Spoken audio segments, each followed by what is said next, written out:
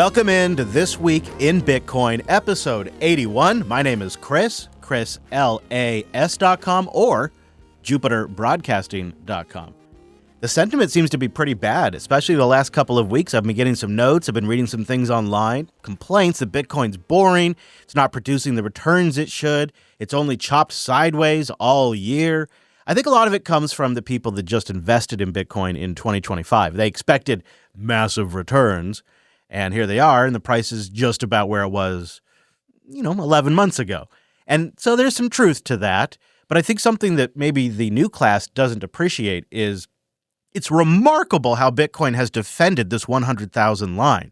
I mean, with the whales selling off, some of these Bitcoin DATs have been selling off, a couple of them. There's been a lot of sell pressure just in the last few weeks, some of the largest sell pressure we've ever seen, and it's still defended that 100,000 line. And when we do that, we bring up what's called the moving averages, which I usually like to look at the 200-day moving average, which is right around 104,000 right now. That's chef's kiss. That's beautiful. Because when you look at that moving average, you're smoothing out the volatility and the noise, and you're kind of looking at the longer price trend. And the longer price trend says that Bitcoin is more and more valued at over $100,000. And you notice it yourself probably when it, for a moment, dips below 100 to like 98 or 99. Oh, it seems so cheap. It seems spooky. How could it be so low? Which is hilarious if you think about it. So it has a psychological effect. It has a change in the way the market values it when it manages to move up that average. And the other thing that happens, if you look outside the market and you just look inside the crypto space, what you'll discover is that for the last 8 weeks in a row, all the altcoins have bled to Bitcoin. Bitcoin dominance has risen for 8 weeks in a row. So let an old-timer tell you a story for a moment. Stay a while and listen. What's really just struck me this year, even during the dips, the Bitcoin initiatives, the companies, the projects, the bank adoption, the loan types, the Congress critters, et cetera, it all kept going. They all kept building. That's not how it used to be. In the past, people would go silent during dips. They'd hold their breath, thinking, this might be it. Others would wait for sentiment to improve, and then thus the skepticism to die down, before they would dare to make news related to Bitcoin. But not anymore. Gone are those days. It's a true change. Even when the price is sliding, you still have people announcing their initiatives. We're going to have some more later on in the show. That's a massive shift. And I think before too long, those types of days will be long forgotten. So I just wanted to capture it for a moment.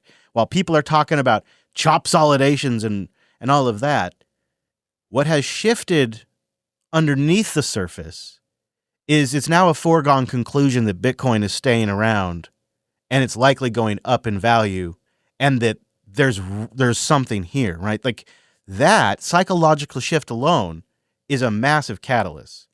And so a lot of things seem to be lining up. And one of the major blockers may be clearing.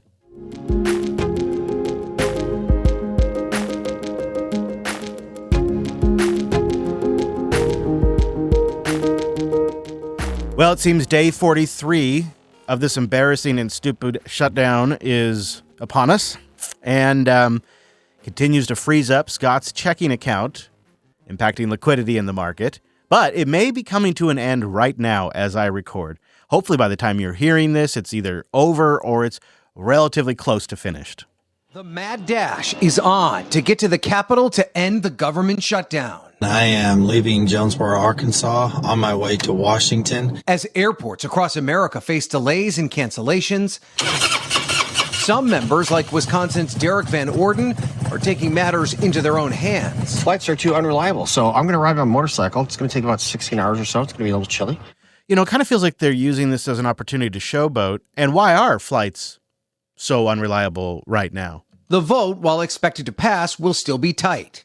House Democrats, still unhappy with the deal hatched by moderates in the Senate, are telling their members to vote no. So it's not 100% lock as I record this, but people seem to think it's likely to happen.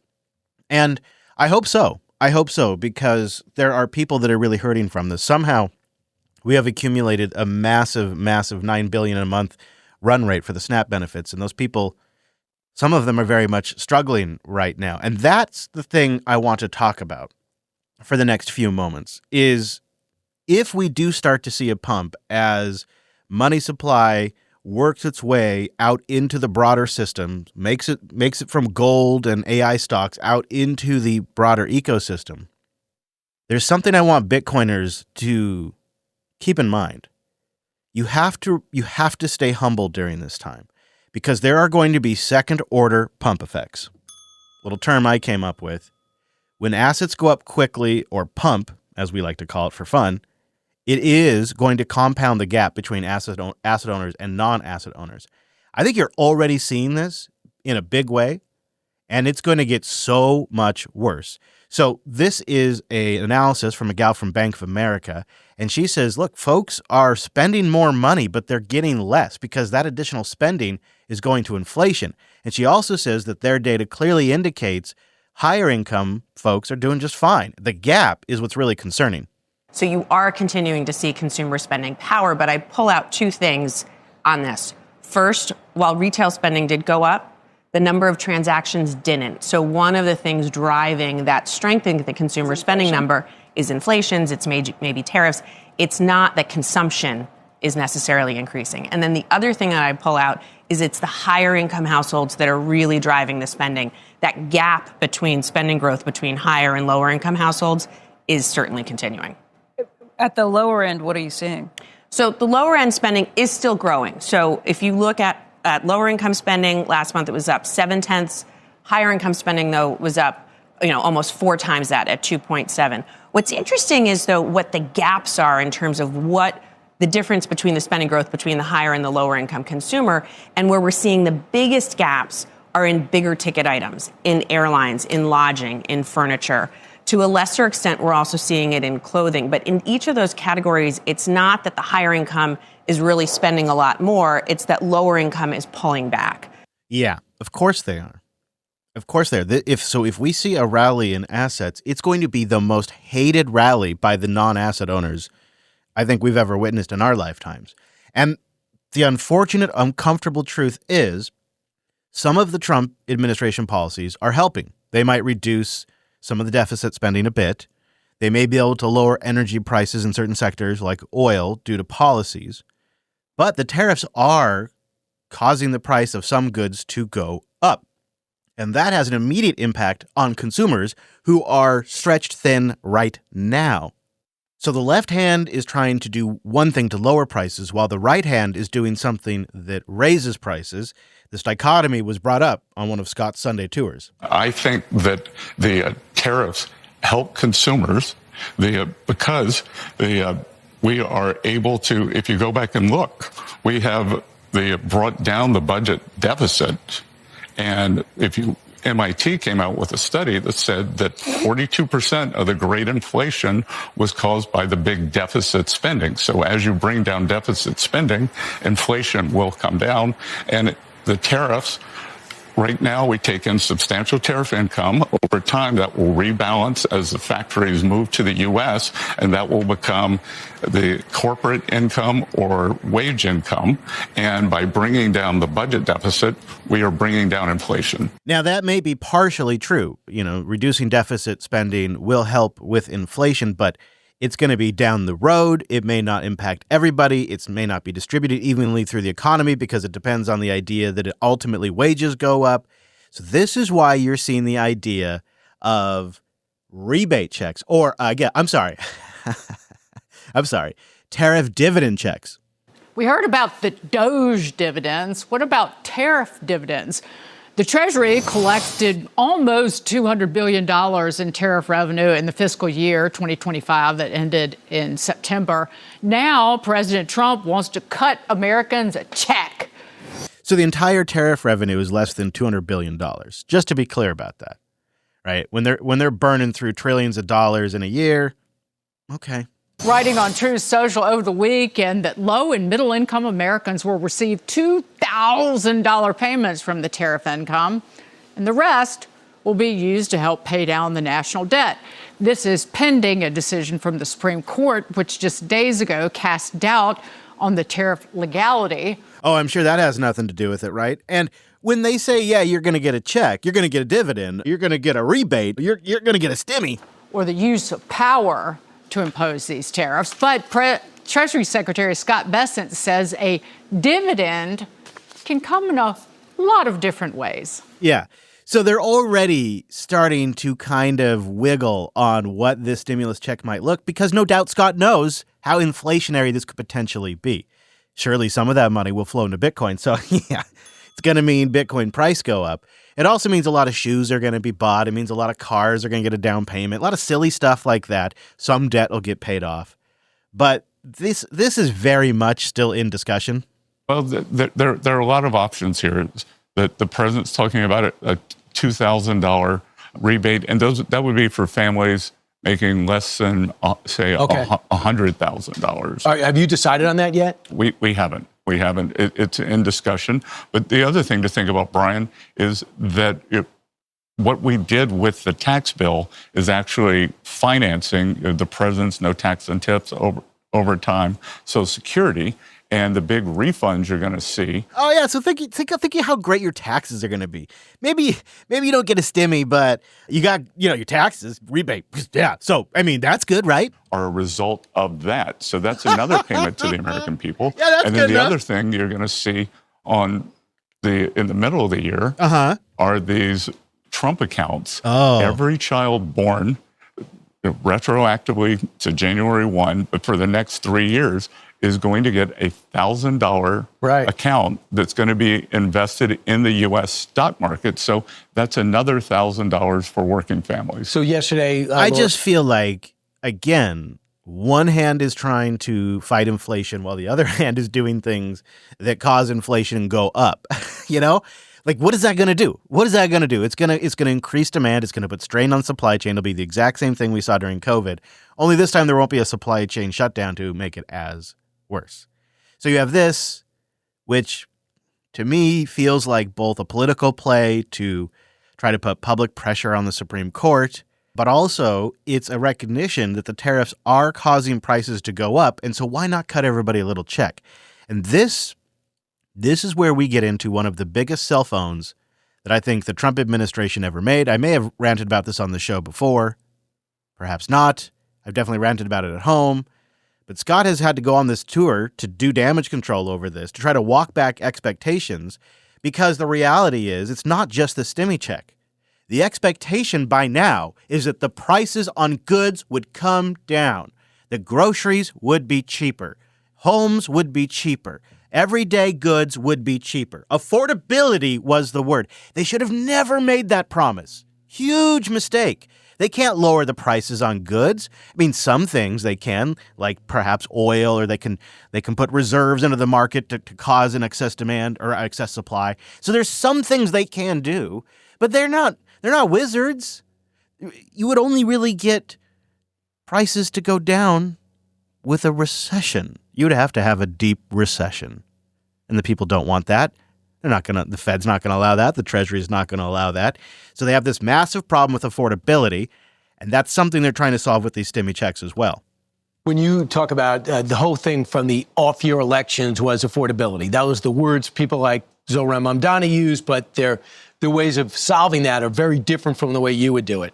So when you look at affordability now and you go grocery shopping, for example, what products are you working on bringing down? We know that certain products are down, certain up. Like, for example, coffee.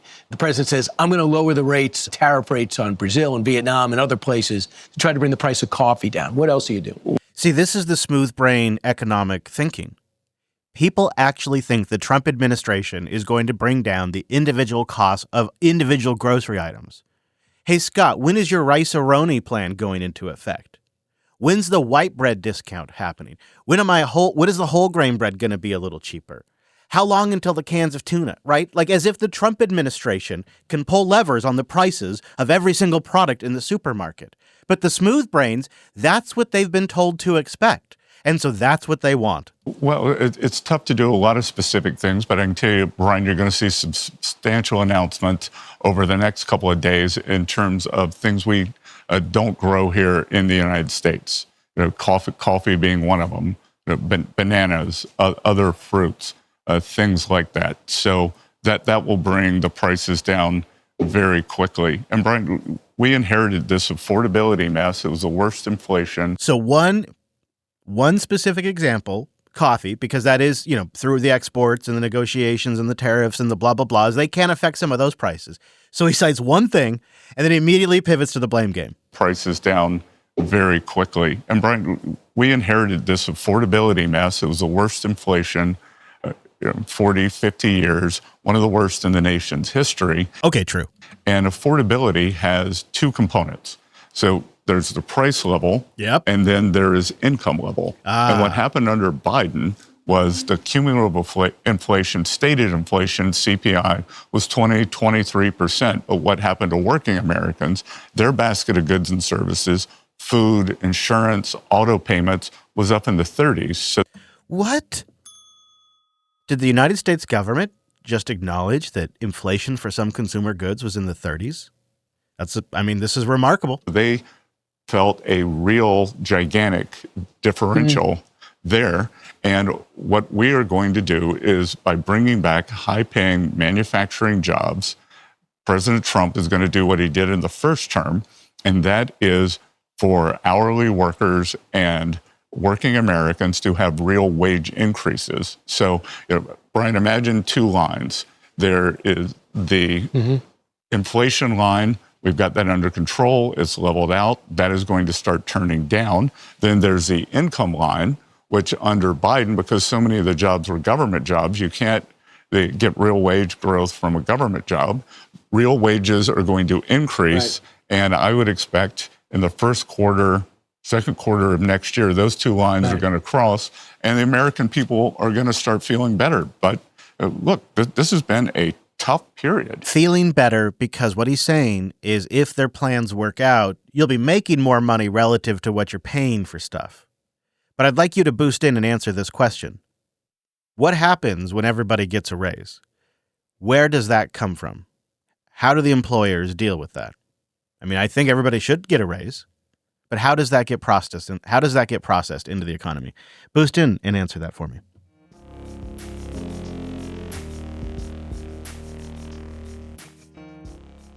Well, a bit of bad news this week. 37-year-old Keone Rodriguez, the CEO of Samourai Wallet, was sentenced Thursday to 5 years in prison for operating a cryptocurrency mixing service. Prosecutors say he laundered $237 million in illicit funds. David Morris was there. He was reporting for The Rage, and he captured his thoughts right outside the court the moment things wrapped up. Hi, this is David Morris for The Rage here at the Southern District of New York, where we just saw the completion of a sentencing hearing for Keone Rodriguez, one of the two creators of Samourai Wallet, a privacy/mixing service. Rodriguez, which some people will be disappointed by, Rodriguez got the full possible sentence for his guilty plea on the charge of operating an unlicensed money transmitter. 1960C, the same charge that Roman Storm was recently found guilty of, and that people, including Peter Van Valkenburg from Coin Center, have said is being interpreted strangely in these cases. But regardless, we saw a Judge Cote, who seemed very unsympathetic to the arguments for financial privacy that were made by Rodriguez in some of his submissions ahead of the sentencing. I'll be writing more about that at The Rage soon. So full 5-year sentence on that one charge. It is worth keeping in mind that in exchange for his guilty plea, several other charges with a potential maximum of 25 years in prison were dropped. And so it's not necessarily that he got a raw deal for the plea. He did potentially reduce his sentence by pleading guilty. He will also pay a $250,000 fine, which, according to his own defense lawyers, is going to be a real challenge because he has obligations already greater than money that he had on hand from his work prior to Samourai Wallet. So it's not the outcome that I think many viewing this are going to have hoped for, but it is still probably less than at least a worst case scenario. Lots more detail to come as I write for The Rage over the next couple of hours, so stay tuned to this space. Thanks. I'm pretty disappointed because, well, it never really sounds like he had a chance. It was really stacked against him. And what worries me is it sets a precedent for open source privacy developers. It holds developers criminally liable for use by their users. So if a user uses it in the wrong way, the developer is responsible for that. I don't like this because that means even non-custodial tools are in the crosshairs, just like the Tornado Cash case. It's going to have a chilling effect on innovation in the sector if this is going to be the way these go. So I think we have to stay vigilant in this space. We have to keep watching news developments. And when we're given the opportunity, make our feelings known.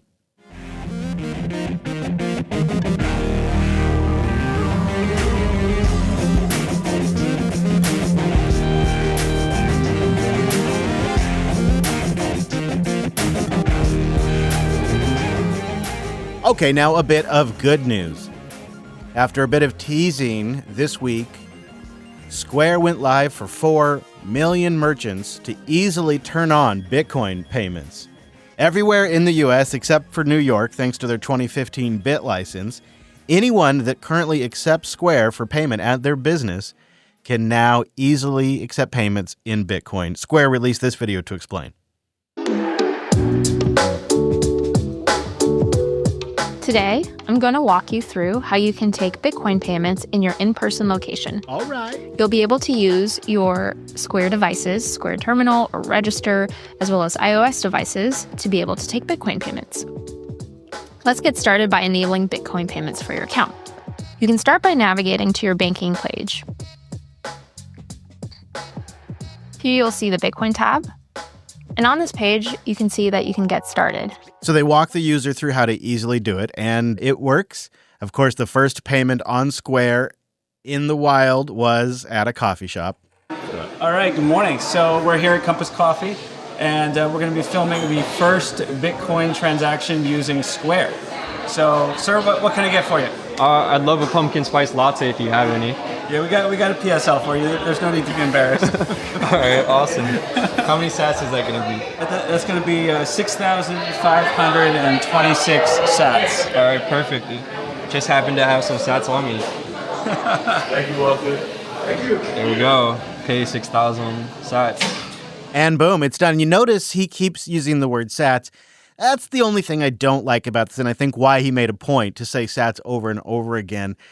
On the UI, they don't use the word sats. They use the word Bitcoin, which that's weird, right? Because say you're going to buy coffee, it says you owe 6,000 Bitcoin. And then it has the USD value underneath it, which is the correct amount. But it's a weird interface, and it's something that I know Jack thinks using the word sats is preventing public adoption. It's just, to me, I don't understand it at all. People understand coins and dollars, but I do like that they're getting local businesses to accept Bitcoin payments. And here's what they're doing right now for a year, 0 fees for the transactions done in Bitcoin. Now, think about that. That's a pretty nice selling point compared to credit cards. That's really nice, but it does need to stick. And Hodlbot on Nostr had some observations that might help it stick with both consumers and the merchants that are using it. He suggests some onboarding resources for local guides, some clear, concise materials to help advocate and approach local businesses so people like him or myself could go in and make a pitch for people already using Square. Maybe even a referral and incentive program to establish rewards for individuals to go out and help drive merchant and customer adoption. And then some sort of customer value proposition on the screen. Maybe clarify why customers would want to spend Bitcoin despite any maybe fees they might have to pay. Consider maybe even points back kind of a thing for a little bit. Like that, I think kind of stuff would really make it stick. I agreed with Hodlbot. He had some really solid suggestions. And you have to wonder if this will be a long-term thing. Will this see very much adoption? And I want to ask you, because this is the front line. Are you willing to spend your sats? If you go to a merchant that has a Square terminal and they accept Bitcoin payments, are you going to do it? Picture it. It could happen. There's millions of them, like 4 million of them. They're all over the U.S. except for New York. So when given the opportunity to buy your bubble gum or whatever it is you're doing, your sandwich, your coffee, lumber, I don't know, are you going to use sats or will you still pay in fiat? Boost in and let me know. I'm curious to know, because if this audience won't do it, nobody's going to do it, right? Or maybe I'm wrong. Explain your logic and boost in and tell me.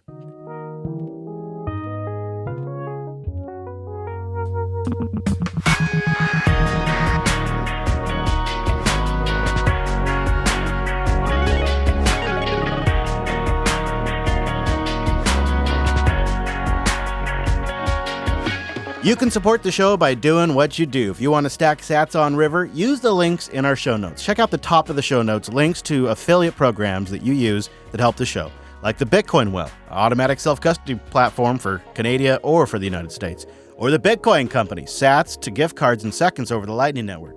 Or Fold. You want to stack sats when you're paying your bills? Fold does it.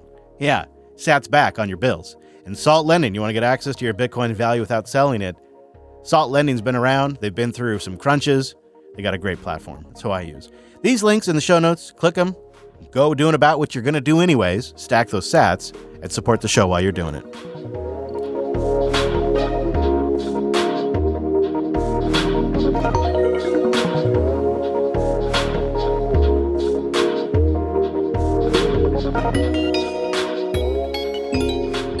Let's get into the boost because we do have some boosts this week. 4 score and 7 boosts to go. And Satsquatch is our baller booster. Haha, yes. 88,000 sats. Chris, you are scaring the bejeebus out of me with this BIP 444 commentary. Thanks for keeping it real. What a development. Sorry I've been offline for the past few months, traveling and Part of the contribution is from your boys at the Pizza Chief and Diesel Jeff from the Secret Thousand Oaks BTC Meetup. Still hanging out with the boys, second Monday nights. That's awesome. Make it so. Love to hear that. Thank you, Satsquatch. Yes, I have more on BIP 444 later in the show, so stay tuned for that. And I really appreciate the boost. Our next boost comes from Bitcoin Lizard with 35,000 sats. Well, let's hear it, good buddy. You're spot on about BIP 444. This is actually, this BIP could actually make funds in esoteric taproot configurations unspendable. Those pushing this BIP have gained some level of community approval by proposing something reasonable, limiting data carrier size, and pushing for some censorable blockchain for Bitcoin, for the censoring the Bitcoin blockchain. It's hard to see this as anything other than nefarious. Fortunately, it's unlikely to ever activate. Yeah, I have more on that. I agree. I think this is what's gotten everybody. Nobody wants spam. So the argument of something to help prevent spam seems like a good one. It's more about the who would lose their coins and what old transactions that have already happened would be locked out. I'll have more on that. Thank you. Good to hear from you, Blizzard. Thanks for the boost. Hey, Hybrid Sarcasm's here with a big old McDuck. Affleck! Quacka wacka, it's a treasure. 22,000 sats. And Hybrid writes, I didn't realize Cast-O-Matic stopped streaming. Here's everything in my wallet. Oh, also wanted to get your take on multi-sig wallets. Is it worth the extra inconvenience? Yeah, if you got a decent little stack, I think it could be, because what you get with it is peace of mind that, you know, you are safer from a wrench attack, from building burning down, those kinds of things. When you get a substantial amount, I think it could be worth it. Wallets like Nunchuck make it pretty approachable without unreasonable costs, and they still offer service if you need it. So it's something to keep an eye on. I've been watching Nunchuck for a couple of years now since the Bitcoin Dad Pod, just kind of seeing how they're doing. And so far, I've been impressed. So I'm getting ready to try it out myself. Thank you, Hybrid. Appreciate that boost. Always good to hear from you, sir. Hey, there's Gene Bean. Look at that. He's here with 6,294 sats. Why you got to put numbers and letters together? Why can't you just go yourself? I don't know what all that means. I think it might be a lot of ducks, too. So I'm going to give him some ducks.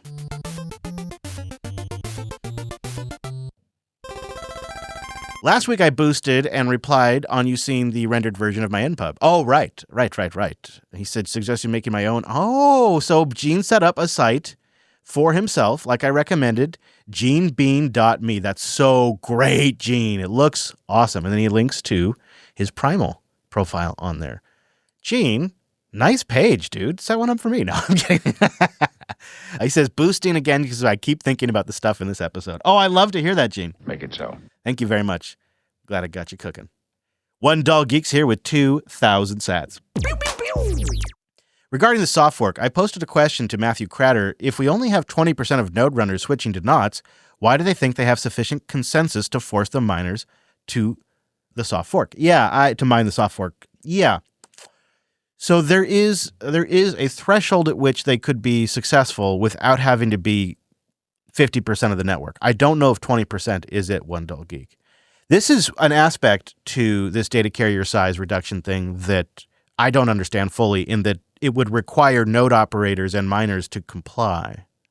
And I don't know what incentive they have to do that. I mean, obviously they don't want spam. So if there was maybe if there was some sort of horrendous spam problem, maybe the incentive would be obvious.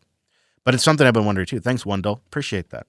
Northern Hodl's here with 2,121 sats. Hey, I like that. I like you. You're a hot ticket. Gracias. Agree on bit 444. Sounds nutty. Yep. I tell you what, this is why I've been drinking bedtime wine. This is why I have bedtime wine. No, not really, but, you can understand. Thank you for the boost. Appreciate it, Northern Hodl. Ace Ackerman's here with a row of ducks. 2,222 sats. He says, Crater has been a Bitcoin purist, but I have had a tough time following him recently, too. Seems like an overreaction on his part or some kind of sour grapes. The last thing we want is a group or individuals determining what Bitcoin should or should not be used for. Yeah, especially since Bitcoin is going to outsurvive all of us. It's sort of quaint to think that we should be making some of these decisions for future generations. I think audience capture is a thing, but also, people truly are concerned about bogus spam, porn, whatever it might be, getting in the blockchain and affecting the value of their money. So I could see that making them a little nutty on this. And then I think, a lot of these folks, like people that I respect, like Mechanic and until now, recently, Crater, they went so all in on fighting 30 that the fact that 30 went with the opportune changes, there's nowhere else for them to go except for this direction. You know what I mean? They're so dug in, there's nowhere else to go, and they passionately believe their cause. I think they're genuine in it. I'm going to get more to it. I'll save my thoughts for more in the update section. Stay tuned. Thank you for the boost. Brewgator's here with 5,000 sats. This is the way. As someone whose wife is a government employee, we have had to scale back on our DCA. Yeah, I understand. Once the back pay hits, though, we're going to smash by. Coming in hot with the booze. Hopefully before the price jumps back up. Yeah, right, man. You might be lucky, dude. I don't know how long that takes them to get the back pay. God, this is where I wish that we had great access to lines of credit right now because, you could take out a line of credit, smash by, and then pay it off when you get paid. Because you're right, now it's going to be we're below the 200-day moving average price. So just historically, that makes it a discount. It's technically on sale right now. Bitcoin does have a sale price, and that sale price is when it's below its 200-day moving average, which it is right now as I record. So it's on sale, and I hope you can do it, bro. Good luck. Let me know how it goes, and thanks for boosting even in the lean times. Really appreciate it. As a podcaster, it's lean times all the time. So thank you, sir. And I'm glad you're able to survive. I'm sure that was not fun.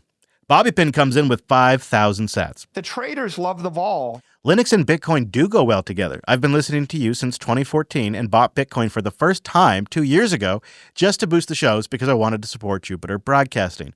I've only gotten orange-pilled this year after doing the research. I wish I was there for the Plan B days. Oh, yeah.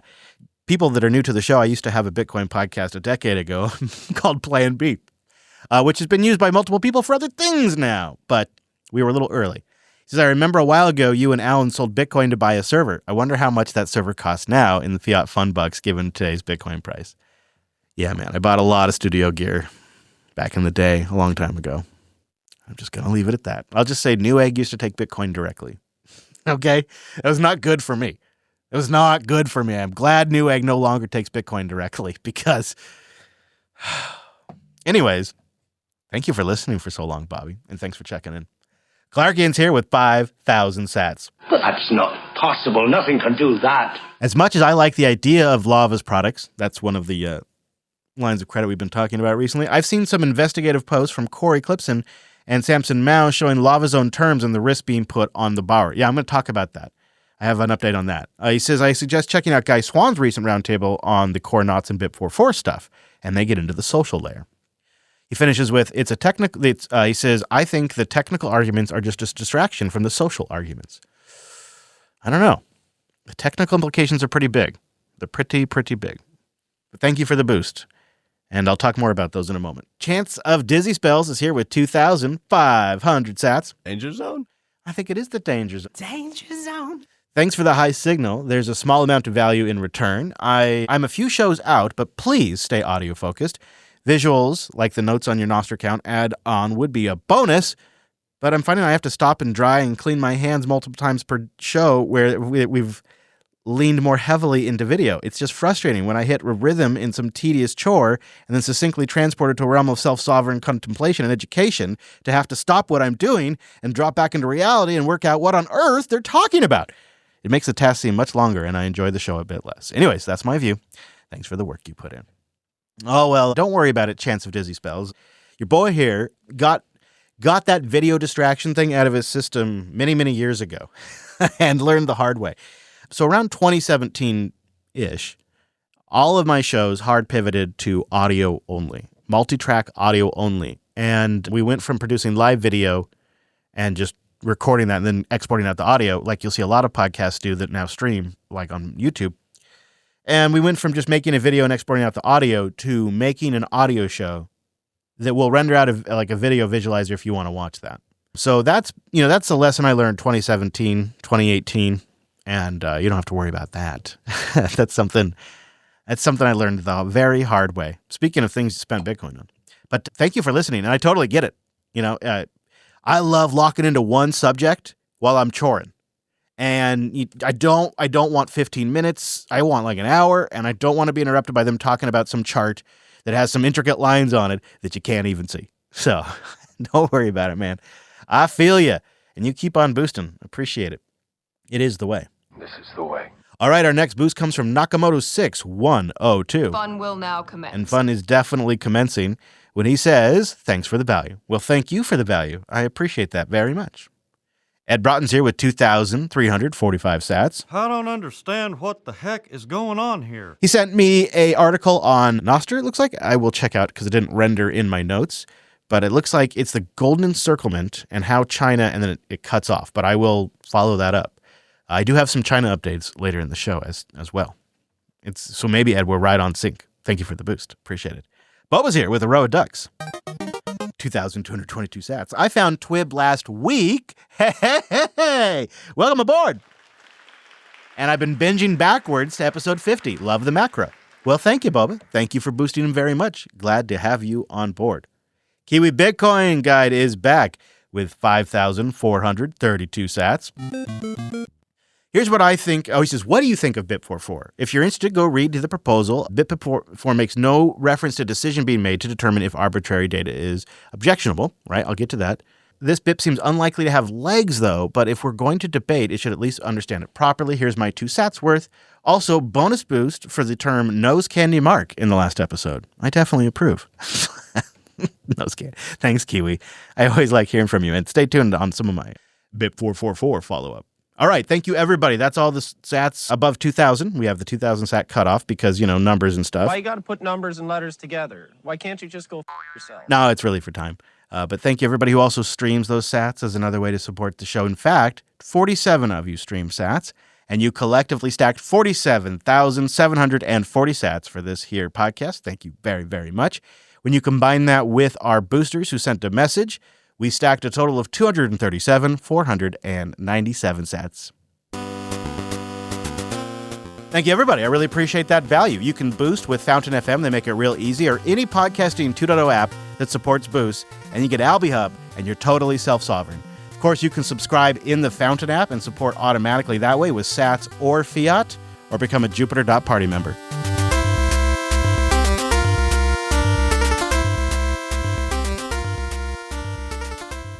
All right, I do have a few updates that I want to get into. Let's start with a Lava update. I have removed most of my funds from Lava. Why? Well, a few red flags that have crossed the line for me personally. Now that I've gotten a better understanding of what happened to older Lava users before this new line of credit product, it seems they were moved from what they thought was a self-custody model to a full custody model by Lava. It turned out Lava had full control of the user's funds the entire time, despite positioning otherwise. And when they made this transition to a full custody model, they didn't properly communicate it to the users, and they didn't properly communicate the scope of change, which is a violation of trust. Second thing is I'm finding issues in the terms of service. Lava's terms of service seems to read that borrowers certify they're legally allowed to borrow from Lava. The proof is on the borrower. That's not really how that works. From the terms, they say, quote, "You agree and warrant that any use of the interface, the Lava protocol and associated services, is done for business purposes. The interface is intended solely for business, commercial, and professional purposes and is not intended for personal, household, or consumer use." So they seem to be trying to shift a lot of the risk to the user, but I don't think that's going to work in court. And Corey Clipson from Swan's also been pointing out that some of their math doesn't work on their supposed $200 raise. And it means that they're probably not legally allowed to operate in my home state of Washington. Much like Strike can give a loan to a business in Washington, but not to a pleb, they cannot. The third thing that I've noticed is I've seen some reports of stablecoin issues. So people try to put money in there and then try to take it out via stablecoin, and they expected to receive USDC on the receiving side, only to receive Lava coin that you can't do anything with. And when they contact support, they're told to wait a few days. It also seems like perhaps they're co-mixing user funds. I don't like that they seem to reuse the same Bitcoin deposit address. And when you do some mempool sleuthing, which was done, I'll link to that in the show notes, they seem to be keeping some of their funds in a hot wallet, and then they send some of the funds over to Kraken, and then they kind of move them back and forth as liquidity is needed. All of that makes me a little uncomfortable. I'm hopeful Strike's product will be available soon with a credit card in front of it shortly after that. And I'm also hopeful that Lava can explain some of this, because a line of credit product with a credit card is a game changer for long-term Bitcoin holders that could put a little bit of a stash in there. But for now, I'm hitting pause. I'm going to keep a few $100, literally $200 of funds in there just to keep an eye on things and maybe qualify for the card if they do it so I can continue to follow it. But right now, I am putting it in the not recommended column as far as Bitcoin services go. I'm hopeful, and I will monitor it and report back. But there's too many red flags for me personally to recommend it to you. So I'd say avoid it for now. And if you've tried it, report in, and you can be on the front line right with me. And I'd love to hear your take. SoFi, on the other side of the spectrum, we go from the Wild West to fully regulated banks. SoFi seems like they're going all in on Bitcoin holding and a few other assets. New this morning, we got the guy at the desk. SoFi launching crypto trading on its platform. Joining us right now, first on CNBC, is SoFi CEO Anthony Noto in town. Nice to see you, sir, in person. Good to see you as well. Okay, so what's going on here? This is a big deal. Yeah, this morning, a very big deal for you. It is a very big deal. It's a big day and a big milestone. It reverses the course of time. It does. We've wanted to be a one-stop shop for all your financial services needs, and one of the holes we've had for the last 2 years was in cryptocurrency, the ability to buy, sell, and hold crypto. We were not allowed to do that as a bank. It was not permissible. But in March of this year, the OCC came out with an interpretive letter that it's now permissible for banks like SoFi to offer cryptocurrencies. So this morning we're launching, as the only national bank, the first and only national bank, the opportunity to buy, sell, and hold cryptocurrencies like Bitcoin, Ethereum, and Solana. So I was going to ask, are we just talking about 3 for now? We'll expand well beyond 3. It'll be a pretty broad assortment. We try to differentiate on being fast, having broad selection, great prices, ease of use. So we'll try to give members, SoFi members, as much selection as they would like. And what's the difference between going through you and going through Coinbase or going through Robinhood or somebody else? Yeah, there's a couple of really big differences. First, we're a nationally chartered bank, which means we have the infrastructure, the processes, the financial conditions that provides the safeguards that a consumer would expect from a bank, which is going to allow us to scale responsibly. The second thing is, because we are a one-stop shop, you can do all your banking, checking, and savings at SoFi, your borrowing, and your investing, and now crypto. And one of the unique things about that is when you come to SoFi and fund your crypto investments, you'll fund them in a SoFi checking and savings account. That checking and savings account's deposits earn interest. Say that again. You're going to fund it with crypto? You're going to fund your checking account. You're going to fund your checking account with cash. Okay. And then when you buy Bitcoin or Solana or Ethereum, the money will come straight out of your checking and savings account. So when you're not putting cash to work, it's not sitting in an account that earns no interest, and it's not sitting in an account that's not insured. Okay, so what I don't like is they don't know how to differentiate the coins necessarily. They're not just picking a winner. What I do like is this kind of integration, while maybe not necessarily appealing to you, it's probably appealing to someone you know, many people you know. And so I think this is going to be a very compelling product for a certain consumer base. And it makes purchasing so much simpler if it's connected directly to your checking account. One of the things that sucks, at least in the States, I think it's probably better in places like Canada and the EU, but in the States, it can take 3 days to transfer funds. I'll have people that'll contact me and be like, Chris, I I bought some sats to boost you, but like it's been 5 days and I don't have access to move them. It's because the backing platform like Strike is waiting for the fiat funds to clear. So it's a really slow and old process right now. And so if it's just connected directly to your checking account, it's an instant transfer. That's going to make some smash buys a lot easier. So I'm really pleased to see it. Be curious to hear your take. All right, let's talk about the reduced data temporary soft fork, or BIT 444 as some folks go to it. So I am still developing my understanding because there has been an update, which I'll link in the show notes, to the draft. And I want to get into all of this. So my new understanding is that there isn't any active content scanning. It uses mechanical limits and rules to make certain data heavy or misuses, spam uses, invalid. It doesn't classify or detect any types of content. Its stated aim is to restrict arbitrary large data at the consensus level to make sure that Bitcoin stays money and not data storage. They're not analyzing the data. They're rolling back the ability to store this data. The way it gets actually adopted is the rules get adopted by node operators via updates to your node. So if you're on Knots, you would have to update to the latest version of Knots. If you're on Core and you want these rules, you'd have to switch to Knots. Any significant subset of miners or nodes that refuse the rule change, or if the rule change requires invalidating past transactions, which as it stands right now would, then you're probably looking at a hard fork scenario, not just a clean soft fork upgrade like everybody keeps talking about it. My personal opinion, but that's the way it's going to go. If they don't solve for the fact that it invalidates certain important past transactions. There's also a number of these that I think are a moral question. Who has the right to take even one sat from anyone? Many of the P2K PK and P2MS outputs going to be completely invalidated by this. And it disables a whole bunch of upgrade hooks and upgrade paths that people have been talking about for the future. Now, there is a new draft, like I talked about, and it does fix a few things. It takes out some of the legal language that seemed kind of like a scare tactic. And they're mostly just calling it now the Reduced Data Temporary Soft Fork, or UASF, I should say, UASF, the Reduced Data Fork, or RDTS. Not so much BIP 444. Now, Luke, he maintains that it's still BIP 444, but other BIP editors have disputed that. So right now, everybody's just calling it the Reduced Data Temporary Soft Fork. And, maybe it becomes BIP 4444444, or maybe who knows. It does seem like it's adjusting to be slightly more reasonable. I like that, but I still think we have to be real about what's happening here. This is the community deciding to freeze a Bitcoiner's coins. So if you're going to do that, I think it has to be spelled out in real plain English when people are updating their nodes to do this. This fork will stop X number of UTXOs from moving for 1 year. That is no small thing. That's a massive, massive issue. And some groups are trying to make this a right-wing, left-wing thing. It's not. It's about taking property and about clearly and plainly spelling it out that if we make a fork like this, X amount of UTXOs will be immovable for a year.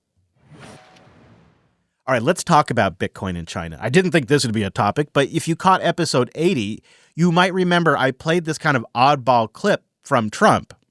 Now, China's getting into it very big right now. If you want to go after people, you're going to kill that industry, and it'll be very bad. Tremendous number of jobs. He's talking, of course, about Bitcoin in China, and then later on in the clip, an industry where basically you're going to have number one, and you're not going to have a number two. And right now, we're number one by a long shot. I want to keep it that way. The same way we're number one with AI, we're number one with crypto, and I want to keep it that way. He was talking about China, and I thought, geez, since when? When has this been a thing? I don't really know. Well, this week, China accused the U.S. of stealing 127,000 Bitcoin in a cyber attack. Yeah. Okay, so let me give you the original story. We go back here to 2020.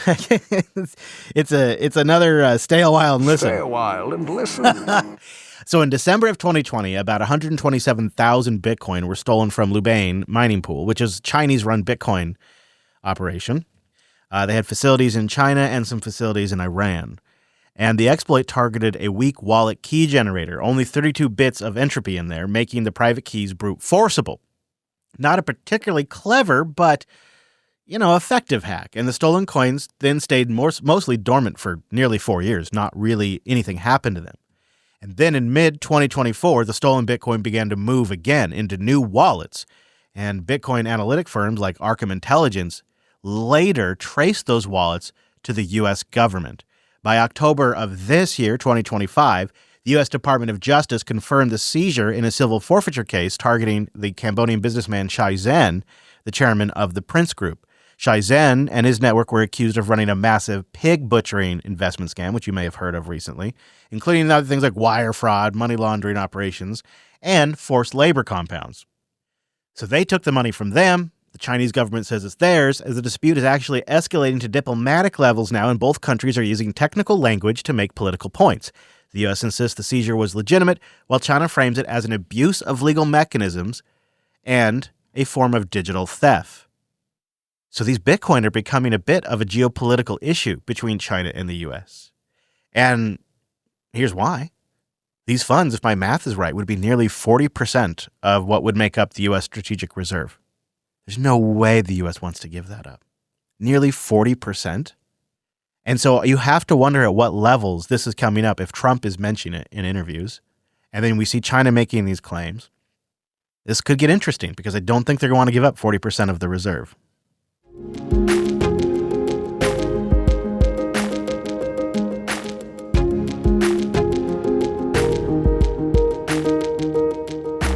Well, speaking of China, Dan Morehead, he's an American investor, an entrepreneur, and a hedge fund manager.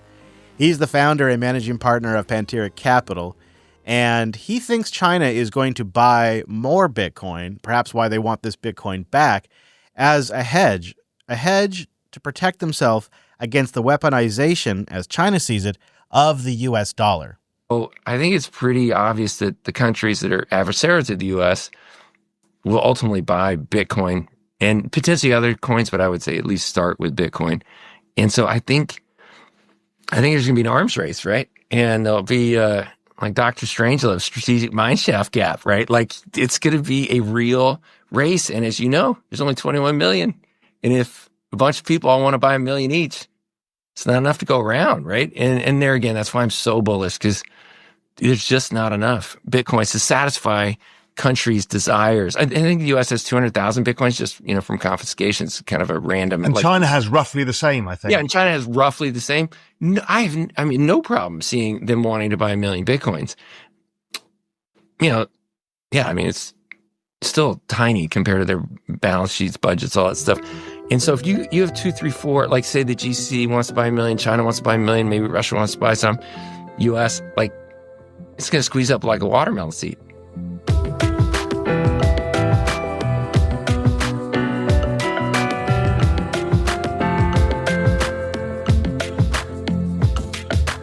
Let's check in on the state of the network as I'm wrapping up at block height 923,349. Now, the Bitcoin price, one Bitcoin to US dollar, 101,780, hovering right above 100,000. That puts our sats per dollar at 983 sats to $1 US. We're down in proper correction territory at 19% down from our all-time high, which was 126,000 37 days ago. October 6th, a long 37 days. Difficulty adjustment's been all over the place, now at an upward adjustment of 10%. Next target date, November 26. Let's check in on the nodes. Core 30, flirting with 10% this week, now at 9.4%. It's fluctuated quite a bit. Followed closely by Knott's 2025 1010 at 9.1%. With Core 28.1 having the majority of the network at 10.8%. We've got 3 Knots nodes on there, and Core 30, though, now has 2,243 nodes by my count. That makes the total reachable Bitcoin nodes 23,739.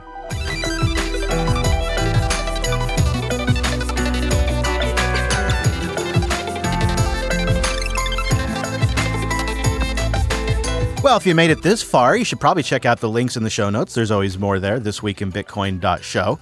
A bunch of other great Jupiter Broadcasting shows there as well as Linux Unplugged. You also got The Launch, which I highly recommend. It's a little fun. Nice distraction. But back to this here show. Let me know how I did. I try to make a show that doesn't get distracted. I touch on the issues caused by politics, but not the emotions around them. And I think that's important because that signal, that information you need as a Bitcoiner to plan. So let me know how I did with a boost or anything I missed or additional things you'd like to see covered. Go ahead and boost those into the show. I always appreciate all that. And I'm going to wrap you up with a value for value track this week, as I do. This one is from Suzanne Santo, and it's her track, New All Along.